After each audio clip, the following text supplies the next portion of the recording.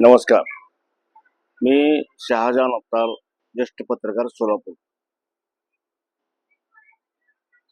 2 दिवस पाठवलेल्या व्हिडिओला आपण सर्वांनी प्रचंड प्रतिसाद दिला आणि त्यामुळं माझा आणखी उत्साह वाढू लागला आहे आणि नवीन नवीन काहीतरी विषय दररोज आपल्यापर्यंत पोहोचवण्याची मी तयारी केली आहे.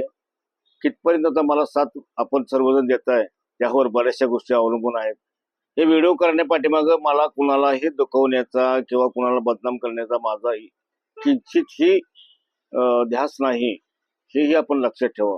आणि ज्या ज्या वेळेला आपण व्हिडिओ बघता त्यावेळेला आपण त्याला सबस्क्राईब करावं, त्याची लिंक आपल्या मित्रमंडळींना पाठवावी आणि आपल्या कॉमेंट्स पण द्याव्यात, अशीच माझी वैयक्तिक विनंती आहे.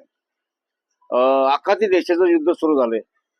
जवळपास एक महिना उलटून गेला, परंतु त्याचा परिणाम आज आपल्या देशामध्ये, आपल्या भारतामध्ये, आपल्या सोलापूरच्या जिल्ह्यामध्ये असा दिसून येऊ लागलाय की गॅसचा तुटवडा आहे, पेट्रोलचा तुटवडा आहे. जे समाजात फिरणारे जे कोण टुकार लोक आहेत, जे समाजकंटक आहेत, तर ते अशा पद्धतीच्या काहीतरी अफवा पसरवतात आणि त्याचा दुष्परिणाम हे आम जनतेला भोगावा लागतोय. ही परिस्थिती आहे. आज सकाळी जर आपण पाहिलं तर MIDC पोलीस स्टेशन मध्ये असणाऱ्या एका गॅस एजन्सीवर दगडफेक करण्यात आली. म्हणजे हे गोष्ट थोडीशी वाईट आहे, कारण हजारोंचा मॉब त्या गॅस एजन्सीच्या समोर होता आणि त्यांचं म्हणणं होतं की आमचे KYC होत नाही. आणि या संदर्भात स्वतः वैयक्तिक जिल्हाधिकाऱ्यांनी पूर्ण जिल्ह्याला आव्हान केलेलं आहे की तुमचे जे वैयक्तिक अडचणी आहेत तर त्या तुम्ही सॉल्व करा, गॅसचं बुकिंग करा.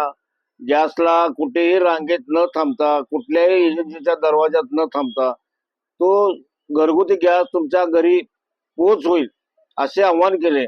परंतु या आव्हानाकडे बहुतेक बऱ्यापैकी लोकांनी दुर्लक्ष केलेलं दिसतंय.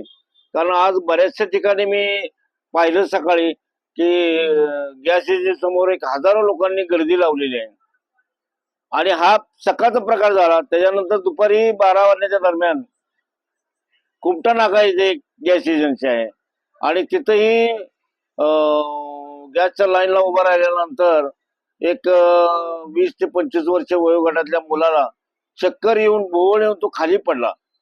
वास्तविक त्याला लोकांनी तातडीने त्याला औषधोपचारासाठी नेलं, परंतु त्यामुळे त्या भागातील माहोल एवढा गरम झाला की जे तिथं लोक उभा राहिले होते त्यांची आणि गॅस एजन्सीच्या मालकाची बाचाबाची जोरात सुरू झाली. म्हणजे तिथंही पोलिसांना परत पुन्हा आणखीन धाव घ्यावी लागली. तर अशा पद्धतीनं थोडस म्हणजे एकीकडे जिल्हाधिकारी असे घोषणा करतात, दुसरीकडे लोक असे उलट वागतात. तर हे थोडस कुठेतरी थांबवलं पाहिजे आणि जे काय अशा पद्धतीने जे समाजकंटक अफवा पसरवतात तर अशा लोकांना नागरिकांनी चोप दिला पाहिजे, असं माझं मत आहे. किंवा नसेल तर त्याच्या विरुद्ध कायदेशीर कारवाई करण्यासाठी तुम्ही पोलीसची धाव घेतली पाहिजे. परंतु ही जर परिस्थिती आपण पाहिली तर अनेक लोकांनी गॅसच्या संदर्भातले KYCच केले नाहीत. वास्तविक हा दोष त्यांचाही नाही, त्या गॅस एजन्सी मालकाचा नाही. कारण बऱ्याच वेळा KYC करताना ते साईड ओपन होत नाही, त्याचा प्रतिसाद मिळत नाही, बऱ्याच वेळा ते साईट बंद असते. अशा अनेक घटना घडलेल्या आहेत. आणि सोलापूर शहर जर पाहिलं तसं तर हे शहर एक मजुराचं शहर, एक कष्टकऱ्यांचं शहर म्हणून ओळखलं जातं. आज गॅसवरच्या हजारो रिक्षा इथं सोलापुरात चालतात की त्यांच्या हजारो कुटुंबाचे रोजीरोटी त्या रिक्षावर चालते. परंतु गेल्या काही दिवसापासून अशा रिक्षा बंद आहेत, काही काही मोठे हॉटेल्स बंद आहेत. तुम्हाला 7 रस्ता किंवा बस स्टँड आदी ठिकाणी दिसणारे जे हातगाड्या आहेत तर त्यांना कमर्शियल गॅस मिळेना, त्यामुळे त्यांचा व्यवसाय बंद पडलाय. अशा अनेक अडचणी तयार झालेल्या आहेत. आणि याबाबत थोडस जिल्हाधिकाऱ्यांना मी विनंती करतोय की या ज्या अफवा आहेत, या ज्या परिस्थितीला जे लोक जातात आणि थांबतात तर अशा ठिकाणी कर्मचाऱ्यांना पाठवून त्या लोकांचं निवारण केलं जावं. त्यामुळं निवारण नंतर निश्चितपणाने यावर काहीतरी लोकांना मार्ग मिळेल आणि लोक शांततेत जातील. असं एक आहे. परंतु काही ठिकाणी तर दुप्पट पैशाने गॅस पण विकला जातोय.